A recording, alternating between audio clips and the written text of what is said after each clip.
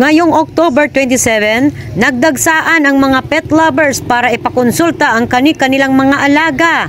Isa si Mrs. Berlin Alcantara na pet lover. Kaya naman hinikayat niya ang grupo ng Rubina at kumpanya ng Top Breed at Top Cat para makapagbigay ng libreng konsultasyon, libreng purga at libreng bakuna para sa ating mga mahal na alaga. Iba't ibang lahi ng mga aso at pusa ang mga pinakonsulta ng mga post-parent.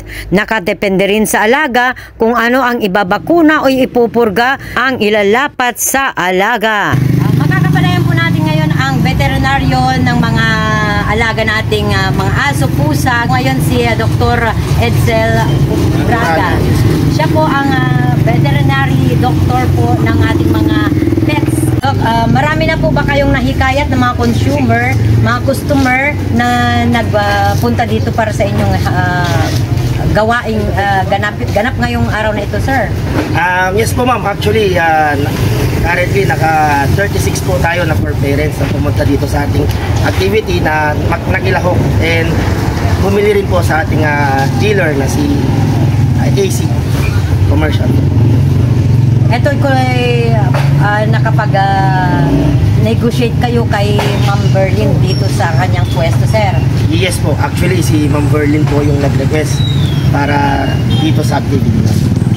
So as part ng relation namin ng dealer or sub-distributor is to support po yung tindahan din nila. So nag-conduct rin kami ng activity na tulad na ito.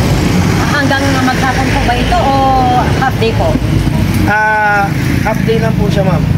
But kung meron mga gusto pang pumunta, pwede naman kayo mag-extend. Anong pong mga libre pa sa mga Top Breed galing sa Top Breed para sa mga consumer niyo, sir? Aside sa deworming and vaccination, namimigay po tayo tulad nito po, mga cat feeder, dog feeder, para ma-promote din po yung ang aming produkto sa Top Breed and Top Cat.